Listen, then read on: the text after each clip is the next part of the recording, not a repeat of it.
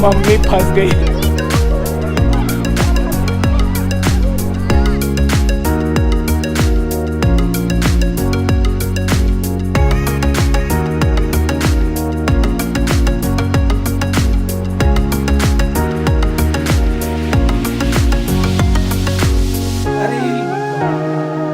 ये रहा समीर भाई का हीरो।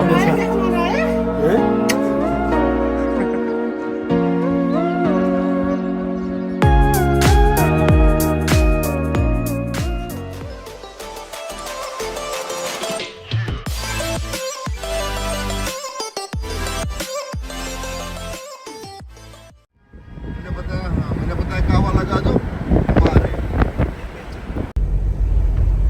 मेरे घर का ब्लॉग बना।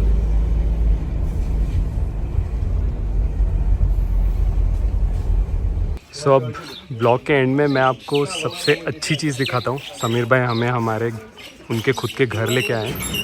सो मैं आपको कश्मीरी जो घर होते हैं और कैसे उनके रिचुअल्स होते हैं वो मैं आपको दिखा पाऊँगा। सो अभी उनके घर चलते हैं। मैं उनके बेटे से भी आपको मिलाता हूँ, बहुत ही प्यारा है।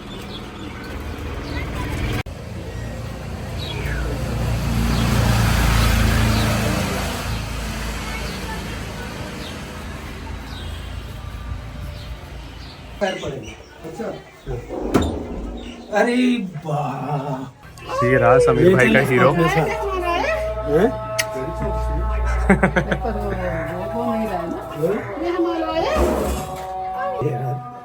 ये सबसे बड़ी। अच्छा, सब नीचे बैठ के ना। हाँ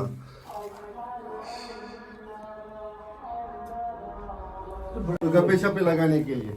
अरे बाप रे, आपके पास हर चीज के लिए एक अलग से रूम है। अरे इतना बड़ा घर तो हमारे पास भी नहीं है। अंकल मैंने बताया ना आपके पास ना छत अपनी है ना जमीन अपनी है। हाँ, है ना? फ्लैट। फ्लैट रहता है वो।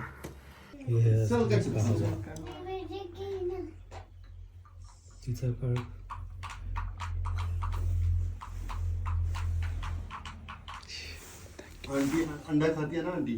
नहीं, खाना कुछ नहीं, खाना कुछ नहीं। खाना नहीं। कुछ नहीं खाना, खाने के लफड़े में नहीं रहना। रिक्वेस्ट है बस। इसको ले चलते हैं। 5 स्टार होटल है, सच्ची बता रहा हूँ। क्या बता रहे हो भाई? सही में यार, इतना अच्छा तो हमारा भी घर। हम तो मिडिल क्लास लोग हैं। मिडिल क्लास हम लोग भी है। 5 स्टार कहाँ रख पाएंगे हम? ये जब हमारी कोई शादी वादी होती है ना तो ज्यादा मेहमान आते हैं ना तो उनके लिए बड़ा सा रूम रहता है। बाप रे, हमारे भी कपड़े साइज में रहते हैं। ये कम जगह लेता है कि? हाँ ये तो बड़ी चीज जगह लेती है। देखिए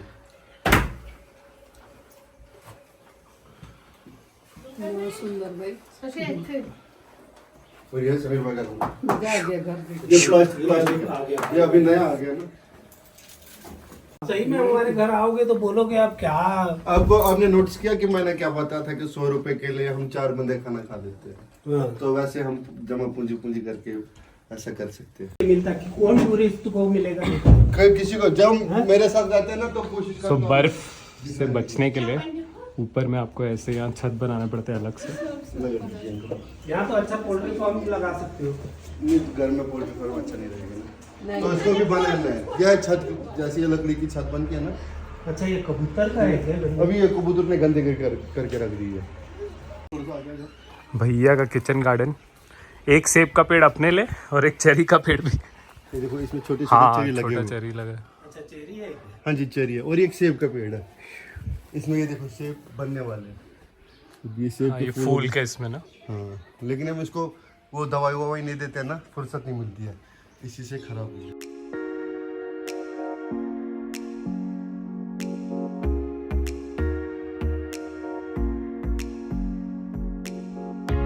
सो श्रीनगर से जो 10 किलोमीटर दूर सिटी के बाहर जो एरिया वहाँ पे केसर वैली होती है, जो कि पूरे वर्ल्ड में सिर्फ 2 जगह केसर होता है, एक इंडिया में कश्मीर में और दूसरा आपका ईरान में। तो वहाँ पे आप इस शॉप पे पर्टिकुलर आ सकते हैं। वैसे यहाँ पे बहुत सारी शॉप हैं जहाँ आपको ऑथेंटिक केसर और ख़ासकर शिलाजित मिल सकता है। मैंने परचेज़ किया है, तो आप यहाँ पे भी आके ज़रूर शॉपिंग करें। अपने जो भी कैब ड्राइवर्स को रहेंगे उनको इंसिस्ट कीजिए कि यहाँ आए। सिटी में आपको थोड़ा कॉस्टली मिलेगा, यहाँ पे आपको एक्चुअल ऑथेंटिक और कम प्राइस में मिल सकता है।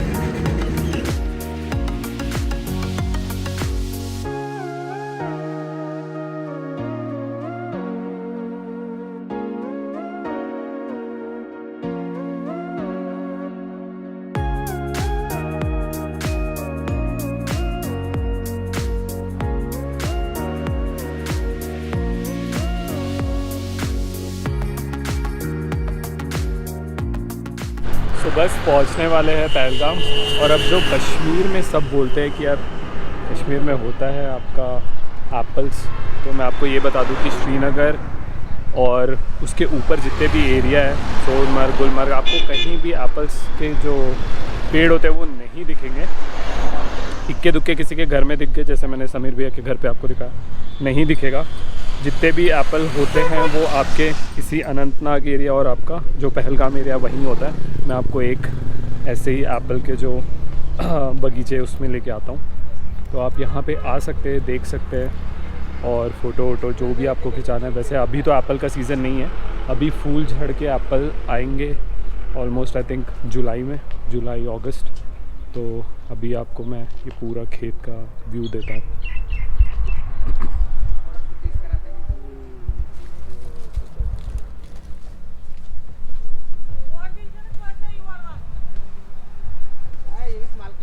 एक से एक एप्पल के प्रोडक्ट्स भी मिलेंगे, जैसे एप्पल की चटनी, अचार और जो मीठा मुरब्बा आता है। मुझे अचार बहुत पसंद आया और चटनी भी बहुत पसंद आई। चटनी मैं लेने वाला हूँ। एक साल टिकता है सभी, 1 साल की शेल्फ लाइफ है इसमें। फ्रिज में तो रह सकते ना वो बाहर खाली छाँव में, फ्रिज में कोई टाइम जिसको रखने की जरूरत नहीं है, कोई रखने की खाली छाए में रखना है बस। हाँ कौन सा ये क्या करता, यही बताया ना, ये एप्पल का पिकल, ये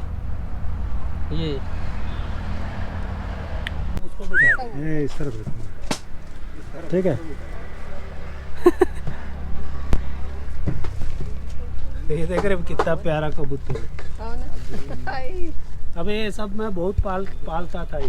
भाई पहुंच गए हम लोग पहलगाम। तो यहाँ से आपको घोड़ा लेना पड़ेगा, जो आपका खच्चर होता है, ताकि आप मिनी स्विट्ज़रलैंड जा सको। वो एक यहाँ का व्यू पॉइंट है जो कि उस पहाड़ के पीछे है। वही बार्गेनिंग करो।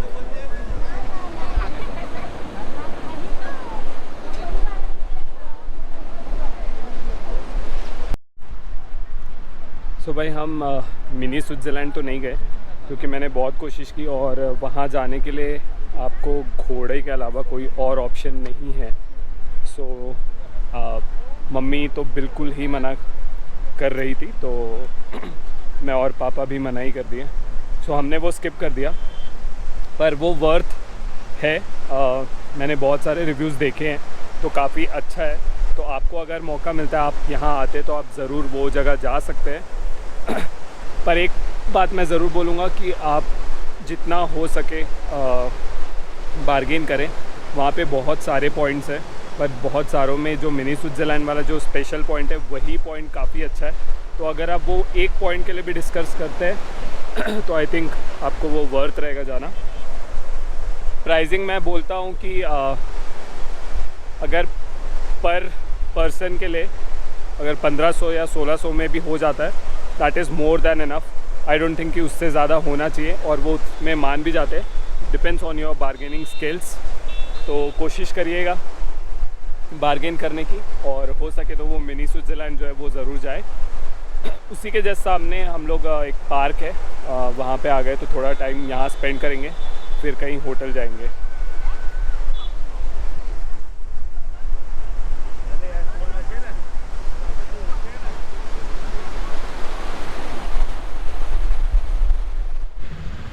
हे guys, so good morning and welcome back.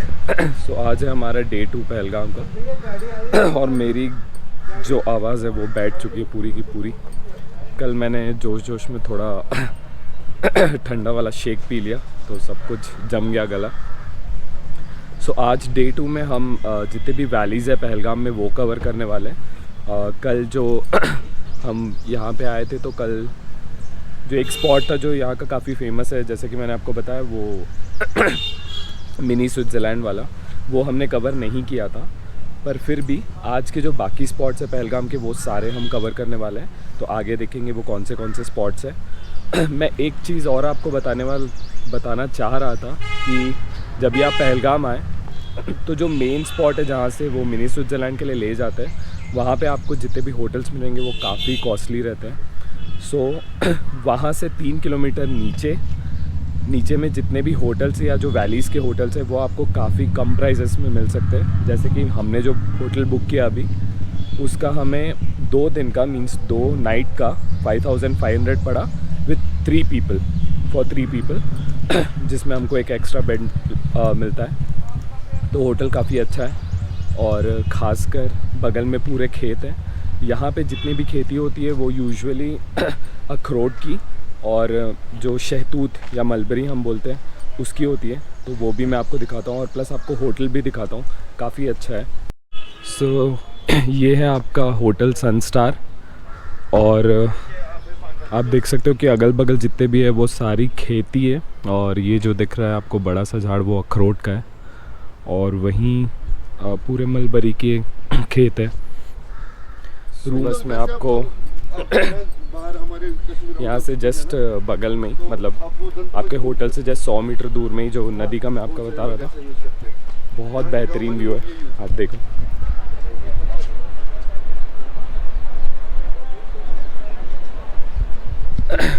सो एक और पॉइंट, पहलगाम में एक जो स्पॉट था आपका मिनी स्विट्ज़रलैंड, वहाँ जाने के लिए आपको खच्चर की ज़रूरत पड़ती है और इसके जो बाकी स्पॉट्स है वो वैलीज़ है, ABC, औरू वैली, बेताल वैली और चंदनवारी। तो वहाँ जाने के लिए आपको प्राइवेट टैक्सी बुक करनी पड़ती है। तो या तो आप होटल में ही वो टैक्सी मंगा सकते हैं या फिर आपको यहाँ पे स्टैंड मिल जाएगा, टैक्सी स्टैंड, वहाँ आप जाके बुक कर सकते हैं। सो अभी फ़िलहाल हम टैक्सी स्टैंड की तरफ जा रहे हैं, देखते हैं। सो यहाँ पे टैक्सी स्टैंड का पूरा रेट लिस्ट है। सो ये बहुत अच्छा है कि पूरा फिक्स प्राइस है, कोई बार्गेनिंग वाला कोई सीन नहीं। हाँ, पहली बार मिला है पूरे कश्मीर में। सो ऐसा होना चाहिए, कोई यहाँ पे मतलब बार्गेनिंग वाला कोई सिस्टम नहीं है। जस्ट होटल्स के पास में टैक्सी स्टैंड है एंड यू कैन सी कि आपको किस गाड़ी में जाना है और कहाँ कहाँ जाना है। मेरे लिए स्विफ्ट डिज़ायर 3000 में। बड़े अच्छे से घूम फिर के या घंटे सामान जरूर।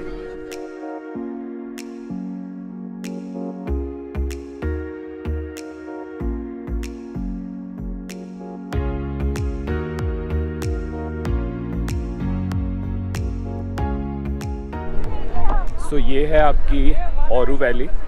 सो बेसिकली एक व्यू पॉइंट है, काफ़ी सुंदर है, पूरा चारों तरफ से आपका पहाड़ से घिरा हुआ है। सो 3 जो पॉइंट है आपके ABC, मतलब औरू वैली, बेताल वैली और आपका चंदनवारी, उसमें से ये सबसे पहला पॉइंट है और ये आपका पहलगाम से ऑलमोस्ट 12 किलोमीटर के डिस्टेंस पे है। तो हर पॉइंट पे आपको 1 घंटे का टाइम मिलता है। अगर आप उससे ज़्यादा टाइम लेते हैं तो थोड़े एक्स्ट्रा चार्जेस आपको पे करने पड़ेंगे।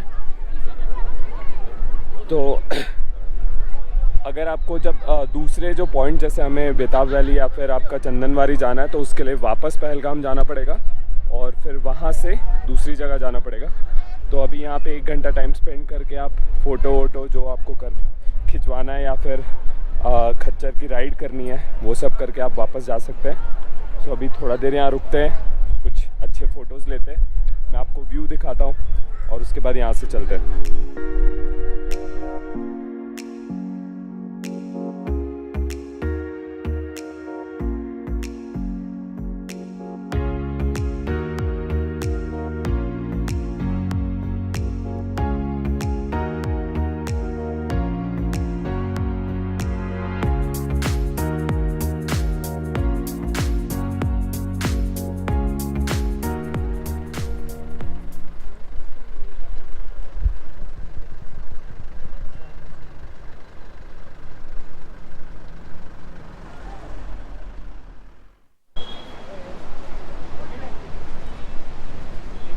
सो अगर आपको चलने वलने में तकलीफ़ है तो भी आपके लिए ये सब सुविधा है यहाँ पे।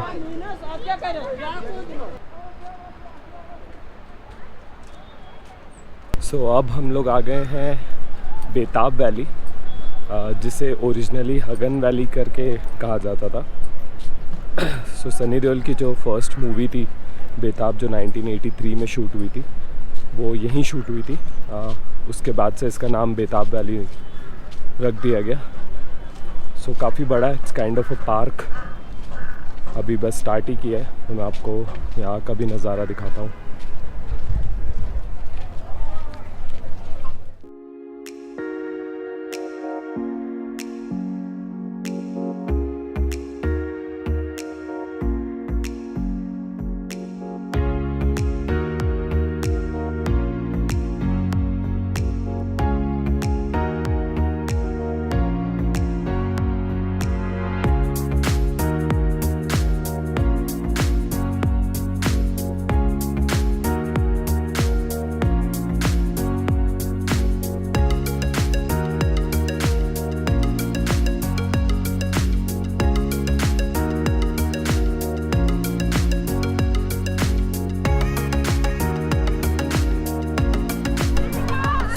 आपका चंदनवारी वैली, पहलगाम का this is the last spot. और ये जगह का महत्व जो है वो बहुत ज़्यादा है, क्योंकि आपकी जो अमरनाथ यात्रा होती है जो वर्ल्ड में फेमस है वो आपकी यहीं से ही होती है। और जुलाई में रजिस्ट्रेशंस जो है वो चालू हो चुके थे, नहीं जुलाई में एक्चुअली यात्रा चालू होने वाली, और जो रजिस्ट्रेशन है वो ऑलरेडी चालू हो गया है। सो चंदनवारी से ही सारा जो काफ़िला है वो जाता है। और अमरनाथ की जो यात्रा है वो 2 जगह से होती है, एक आपकी चंदनवारी पहलगाम से और दूसरा आपका सोनमर्ग बालताल से, जो कि आपने पहले के ब्लॉग्स में देखा होगा। तो 2 महीने बाद ये जो एरिया है वो पूरा क्राउडेड होगा यात्रियों से, और रास्ते में भी आपने वो चेक पॉइंट्स देखे, तो आगे जाके आपको ये टूरिस्ट नहीं दिखेंगे, सारे यात्री ही दिखेंगे। सो कुछ देर यहाँ पे स्पेंड करते हैं। यहाँ आखिरी बर्फ़ है।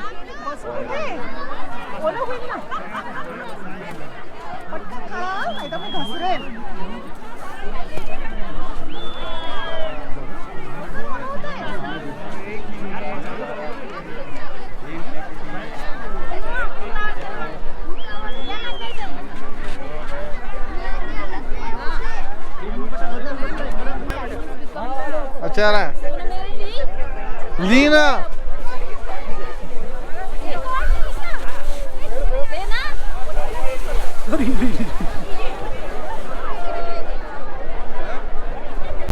मम्मी फंस गई।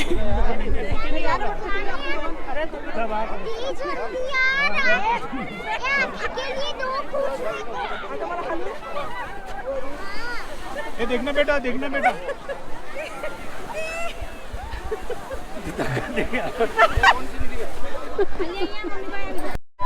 सो हो गया हमारा यहाँ का पूरा एंजॉयमेंट, बस अब निकलते हैं यहाँ से और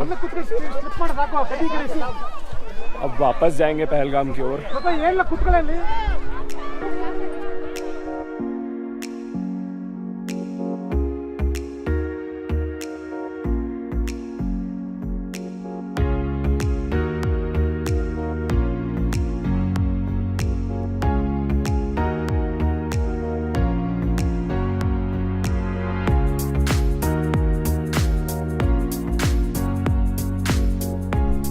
सो आज हमारा कश्मीर का सफ़र यहाँ पहलगाम में ख़त्म होता है।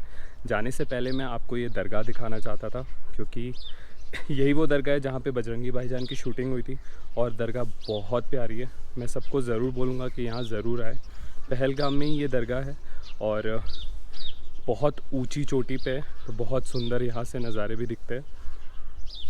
मैं उम्मीद करता हूँ कि आपको कश्मीर का ब्लॉग पसंद आया होगा, और अगर आपको किसी भी चीज़ को लेके कोई भी डाउट्स है या फिर क्वेश्चन है तो आप मुझे कमेंट सेक्शन में पूछ सकते हैं। मैं ज़रूर आपके सारे क्वेश्चंस का आंसर करूँगा। यहाँ से हम सीधा जाने वाले हैं वैष्णो देवी, तो आने वाले आगे के ब्लॉग्स आपको मैं वैष्णो देवी के भी दर्शन करवाऊँगा। सो मैं सब कश्मीर वासियों को थैंक्स बोलना चाहता हूँ ये लाइफ टाइम मेमोरीज़ के लिए, ख़ासकर समीर भाई को भी, कि उन्होंने हमें अपने घर ले जाके अपनी मेहमान नवाजी दी, तो उसके लिए बहुत बहुत शुक्रिया। वैसे जाने का मन नहीं है, पर जा इसलिए रहे हैं ताकि वापस आ सकें। सो मिलेंगे नेक्स्ट ब्लॉग पे, तब तक के लिए take care, bye bye, and please like, share and subscribe.